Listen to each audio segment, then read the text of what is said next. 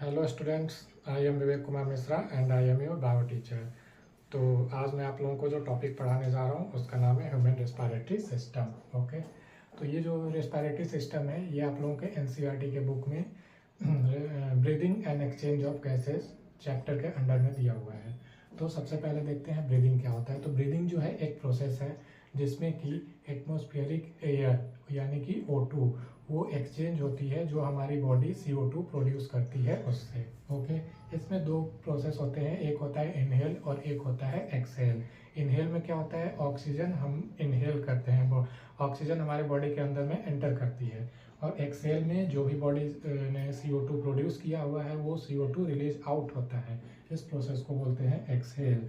और फिर जो ऑक्सीजन हमारी बॉडी में बॉडी सेल्स ने जो यूज किया तो वो क्या करते हैं, जो भी हम फूड मॉलिक्यूल्स को खाते हैं उसको वो ब्रेक डाउन करने में इसका यूटिलाइजेशन करते हैं, और फिर ब्रेक डाउन करके वो एनर्जी रिलीज करते हैं in the form of ATP।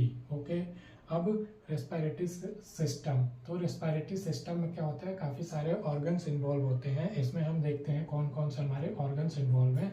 इसके लिए मैंने डायग्राम ऑलरेडी ड्रॉ कर रखा है यहाँ पे। सबसे पहले नोज के बाद pharynx, लैरिंग्स, trachea, bronchi, alveoli and diaphragm, ये इतने ऑर्गन्स इनमें इन्वॉल्व होते हैं। अब देखते हैं जो नोज में होता है वो नॉस्ट्रिल्स, दो नॉस्ट्रिल्स होते हैं हमारे, इसमें टीनी एयर स्ट्रक्चर्स होते हैं जो कि एटमॉस्फेरिक एयर होती है, उसमें जो भी डस्ट पार्टिकल्स होते हैं उसको ये क्लीन करने के लिए, फिल्टर करने के लिए होते हैं। फिर आपका यहाँ पे जब हम जाते हैं तो यहाँ पे होता है AC जोन और हॉट और ह्यूमिड जोन। जो भी हमारी ड्राई एयर है उसको ये मॉइस्ट और ह्यूमिड करने के लिए होता है। फिर एयर यहाँ से एंटर करती है नोज या नॉस्ट्रिल के थ्रू।